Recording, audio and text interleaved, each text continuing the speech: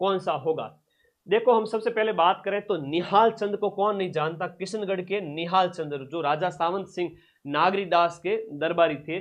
बीकानेर की बात करें तो अली रजा, मुस्लिम कलाकारों के द्वारा बीकानेर के अंदर मथेरन है ना, उस कलाकार का भी मथेरन तो जैन से संबंधित था, अली रजा वगैरह सब मुस्लिम थे वो बीकानेर के।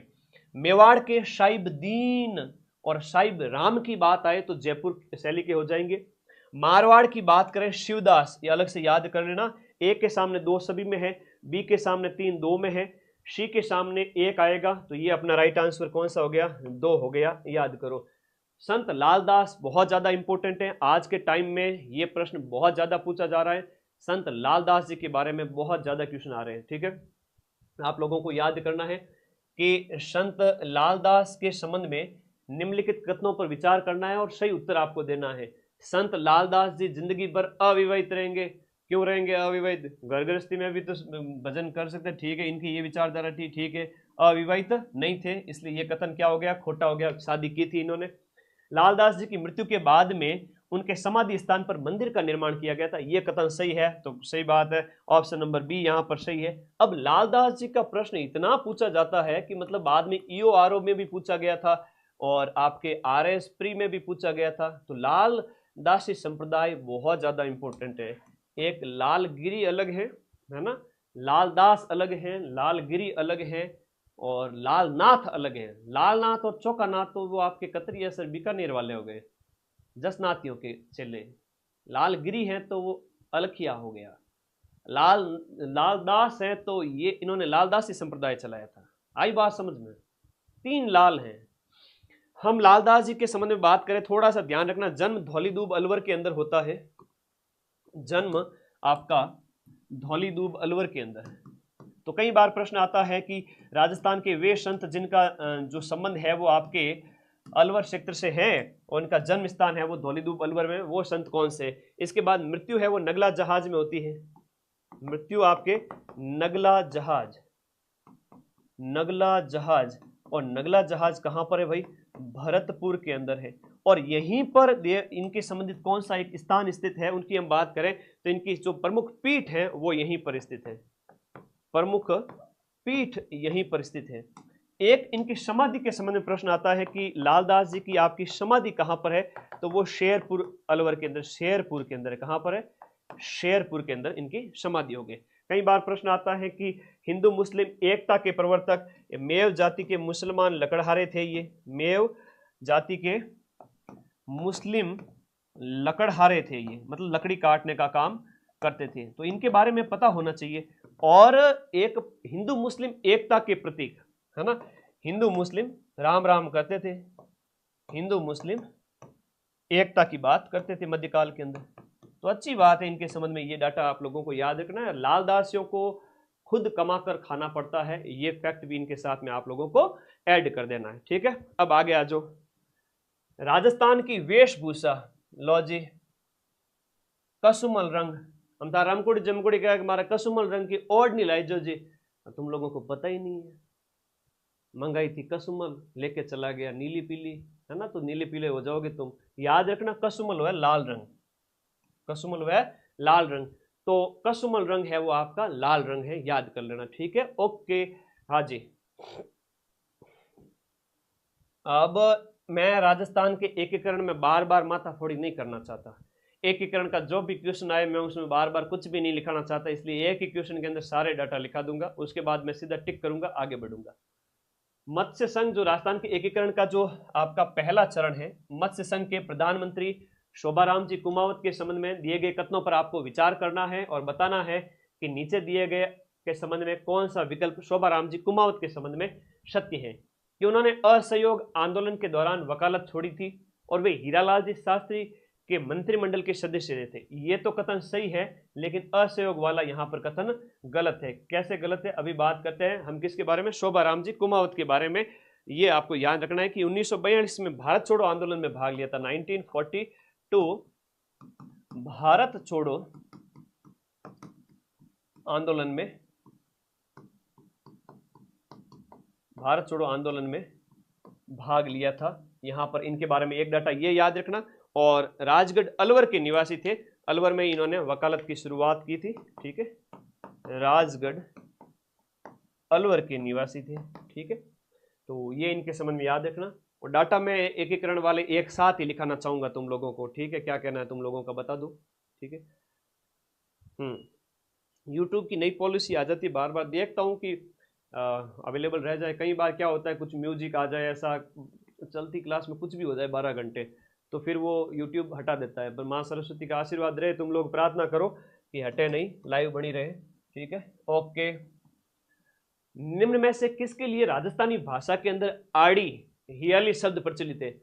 आड़ी आड़ी क्या, ठीक है, कोई चीज की कहावत के रूप में ऐसा कह दे, फिर बताओ उसका अर्थ क्या है। तो ये आड़ी क्या होती है? एक पहेली होती है। क्या होती है? पहेली होती है। आड़ी हियाली का मतलब क्या होता है? पहेली होती है।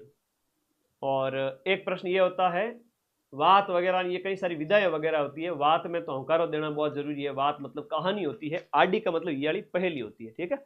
एक सीधा मैं जीके ही देता हूँ, मैं कोई मोटिवेशन नहीं देता हूँ। एग्जाम में नानी याद आती है या फिर जीके याद आता है, ठीक है ना। तो मोटिवेशन नहीं, जीके। राजस्थान के अंदर ओरण शब्द का मतलब क्या है? अब RS प्री के खत्म होते हैं, लाइब्रेरियन के पेपर हुए थे 2025 के अंदर, अब वो भी सॉल्व करा देता हूँ। लाइब्रेरियन का 16 फरवरी को पेपर हुआ था, लाइब्रेरियन ग्रेड 2, याद है कि नहीं? ये भूल गए? अच्छा, ठीक है।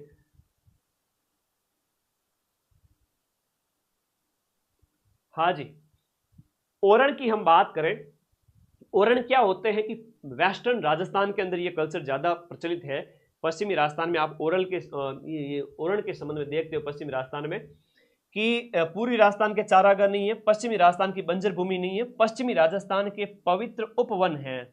हम जाओ तो ओमिया जीरान, गोसाई जीरान, जगह जगह देवताओं के नाम पे जमीन छोड़ी जाती है। लोग सहमति से, गांव के लोग जमीन छोड़ते हैं, वहाँ कोई खेती नहीं करता, पशु चरते रहते हैं। वो पवित्र जमीन है, देवताओं के नाम पर छोड़ी जाती है, उसे ओरण कहते हैं। और बहुत प्यारा क्वेश्चन है। अभी तो एक प्रश्न और पूछ लिया गया कि सोगरा क्या होता है? सोगरा क्या होता है? राजस्थान की संस्कृति पढ़ रहे हो, राजस्थान की वेशभूषा संस्कृति, तुम्हें राजस्थान के कल्चर के बारे में ज्ञान होना चाहिए। कई सारे इंग्लिश मीडियम के बच्चे होते हैं, शहरों में पढ़ने वाले हैं, वो राजस्थान का जब एग्जाम देते हैं, ओलियो कहाँ हुए सर, पता ही नहीं चला ये ओलियो कहाँ हुए, ये पूछा है इस लैंग्वेज में, हम समझ ही नहीं पाए। मैं अमेरिका से आया हो क्या, पता नहीं है तुम लोग को राजस्थानी हो सब। नो, सोगरा है ना, ओलियो है। ये प्रश्न RS प्री में पूछा गया था पिछली बार, तो ओलियो गीत वगैरह। ओलियो तो मतलब होता है याद गीत, जब लड़की का विवाह हो जाता है उस समय वो गाया जाता है। सोगरा होता है तो बाजरे की रोटी होती है। सोगरो को नहीं पता? बाजरे की रोटी, सोगरो घड़ियों को नहीं कहीं, ठीक है। सोगरा बाजरे की रोटी, ये अभी रीट में पूछा गया था कि सोगरा क्या होता है। लो कर लियो बात, ठीक है। सोगरो मसल पुरानी दही रमायन खावे, कहीं आनंद आवे पते है। सबड़ का लवे, सबड़ का मतलब होता है जो होता है ना पेस्ट, उसको एकदम एक हाथ से भोजन करते हैं, आवाज जो आती है उसे सबड़ का बोलते हैं। लिखा करो, कई सारी रचनाओं के नाम है सबड़ का आता है उसमें, ठीक है। वीरा गीत कोनी ओळू, वीरा गीत कटवायो और ओड़न कौन के वीरा गीत? वीरा गीत नहीं, याद गीत है, पुत्री की विवाह होने पर गाया जाता है। फालतू में वीरा मन लागे थारे मित्र मित्री लफड़ो घणो दिखे। आजा फटाफट आजो क्लास में, फटाफट। आज कितना हो जाए बताओ? 5.25 लाख तो कर ही दो, तो जन घनी चौकी बात है। आजो सब्सक्राइब करो दबा के अपने इस चैनल को। माँ सरस्वती का आशीर्वाद तुम सब पे है। नीचे दिए गए कूट का सही मिलान करना है। पर्यटन स्थल है सामने, उसका मिलान करना है कि कौन सा किससे संबंधित हो गया। सीधी सी बात है, आंसर निकल रहे हैं। यहाँ पर लोहागढ़ की बात करें तो आपका भरतपुर का हो गया। स्वर्ण कोठी की बात करें टोंक है। दिलवाड़ा मंदिर है आपके, दिलवाड़ा मंदिर आपके माउंट आबू दिलवाड़ा। रणकपुर है तो वो पाली के हैं। केला देवी की बात करें तो ये करौली हो गया। तो ए के सामने क्या हो गया? 3 सही हो गया, 2 ऑप्शन में दिया हुआ है। बी के सामने क्या हो गया भाई? 4 हो गया। तो ये ऑप्शन नंबर 3 यहाँ पर सही हो गया, दिए गए ऑप्शन के अनुसार ये यहाँ पर सही हो गया। बाकी इनके बारे में डिटेल में बताएंगे आगे, और आएगा ये दिलवाड़ा वाला, तो ये स्वर्णकोटी वगैरह क्वेश्चन आते रहेंगे। मेवाड़ शासक राज सिंह ने मुगल अधिकृत मेवाड़ के सीमांत भागों के परगनों को लेना प्रारंभ किया। ठीक है जी, अच्छा प्रश्न पूछा है, कई बार ऐसे कठिन प्रश्न पूछ लिए जाते हैं। मेवाड़ के सीमांत भागों के परगनों को लेना शुरू किया था, और इसके संबंध में राज सिंह, जो 17वीं शताब्दी के एंड की बात हो रही है, औरंगजेब से जो टक्कर ली थी, मेवाड़ मारवाड़ जो संधि इनके समय में हुई थी, है ना, तो उस समय की बात है। कौन सा कथन सत्य है? तो एक हुआ करती थी इनके समय में टीका दौड़। इस टीका दौड़ की रस्म के बहाने मुगल चौकियों पर धावा बोलने की योजना बनाई थी। क्या यह कथन सही है? पहली मुगल चौकी है वो मांडल थी। इस अभियान में 58,000 रुपए प्राप्त हुए। ऐसे ऐसे प्रश्न पूछे जा रहे हैं, आप लोगों को इसमें याद रखना है। तो इस ऑप्शन के अंदर बात करें, केवल और केवल कथन नंबर 1 सही है। टीका दौड़ के बहाने टीका दौड़ हो रही है और मुगलों की चौकियों पे जाकर के धावा बोल दिया जाता था। 1657 के अंदर लिखिएगा, इसकी योजना बनी थी।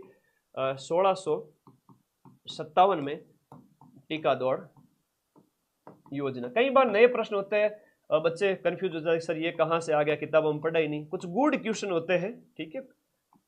टीका दौड़ की योजना 1657 और 2 मई 1658 को इन्होंने 2 मई 1658 को कुछ मुगल चौकियों पर हमले किए थे। उनकी बात करें, 2 मई 1658 को दरिबा मांडल बनेड़ा, दरिबा मांडल बनेड़ा और इसके साथ लिखो आपका शाहपुरा, ये प्राप्त किए, ठीक है। तो ये आपको इसके संबंध में याद रखना। राज सिंह का टाइम 1652 से लेकर के 1680, ठीक है, 1652 से 1680, ये आप लोगों को याद रखना। औरंगजेब के समकालीन, ठीक है। तो ऑप्शन नंबर 1 इसमें सही है, ऑप्शन नंबर ए इसमें राइट है। अगला क्वेश्चन देखिए, जालोर के सोनगरा चौहान वंश का संस्थापक कौन था? इतने सारे राजवंश हैं, अलग अलग जो रियासतें स्थापित हुई, कौन सी जगह पर किस रियासत की स्थापना किसके द्वारा की गई थी? तो ये कीतू या कीर्तिपाल चौहान या कीतू के द्वारा, इसको हम कीतू भी कहते हैं, कीर्तिपाल चौहान या कीतू के द्वारा इसकी स्थापना की गई थी। ये आपको याद रखना। 1181 ईस्वी के अंदर, 1181 ईस्वी के अंदर की गई थी। और इनने परमारों को छीन कर, है ना, स्वतंत्र राज्य जालोर के परमारों को हराया था, जालोर के परमारों को हराकर, ठीक है, ओके। तो ये आपको याद रखना है। जालोर के सोनगरा चौहान वंश, चौहानों की सत्ता आप सबको पता है कि 12वीं शताब्दी के एंड में बिखर गई जगह जगह। तो नाडोल हो गया, जालोर हो गया, इधर वो आपके रणथंबोर वाले हो गए, है ना, हाड़ा चौहान है तो वो भी इन्हीं की शाखा हो गई हाड़ौती क्षेत्र के अंदर। ये प्रश्न कई बार एग्जाम में आता है, सेकंड ग्रेड में आया था, ओके, ये बार बार आते रहते हैं प्रश्न। राजस्थान में वर पक्ष, राजस्थान में वर पक्ष का वधु के पिता द्वारा स्वागत किए जाने वाले रिवाज को कहते हैं? बारात गई, जानिए मैंने उतरे, ठीक है, बस से, और सामने वो फूल नगाड़े लिए, वो म्यूजिक वगैरह लिए खड़े हैं, अरे साहब वेलकम, पधारो साहब, पधारो पधारो, बहुत अच्छी की बात है, ठीक है। तो वो रिवाज क्या कहलाता है? मधुपर्क कहलाता है, मुकलावा कहलाता है, कि मायरा कहलाता है। देखो ये हम बात करें, बत्तीसी तो आप सबको पता है वो कुमकुम पत्री होती है, उसे कहते हैं। बत्तीसी जो है आपका सीधी सी बात है, आने का न्योता है, निमंत्रण है ना। ये तो विवाह का न्योता है, विवाह का निमंत्रण होता है, उसे आप बत्तीसी नूतना कहेंगे। ये मधुपर्क या सामेड़ा कहते हैं ना, मधुपर्क या इसको क्या कहते हैं? सामेड़ा। ये वेलकम करना है वो मधुपर्क या सामेड़ा कहलाता है। मुकलावा या गौना, मुकलावा गौना कहते हैं या आणो, ओणो। ये आरएस प्री में 2021 में पूछा गया था, है ना। ये क्या है कि बालिग होने पर विवाह किया जाता है लड़का लड़की का, बालिग अवस्था में विवाह वापस से किया जाता है ना। तो क्या छोटे होते हैं तब तो बाल विवाह कर दिया जाता है, और जब बालिग हो जाते हैं तो लड़की को लड़के के घर ले आते हैं विवाह करके। वो मुकलावा, गौना या ओणो कहलावा है। क्या कहलाता है? ओणो। और ये प्रश्न एग्जाम में आया था आरएस प्री के अंदर, तब बच्चे कंफ्यूज हो गए थे, अरे यार ओणा क्या होता है ये। तो ये ध्यान रखना। मायरो तो आप सबको पता है कि भाई बढ़ता है बहन के बच्चों की शादी होने पर, है ना। ये तो आप लोगों को पता ही है, भाई द्वारा बहन के बच्चों की शादी पर। तो ये तो आप सबको याद रहना चाहिए। तो ये सारी डाटा आप लोगों को दिमाग में, ननियाल पक्ष के द्वारा, ठीक है।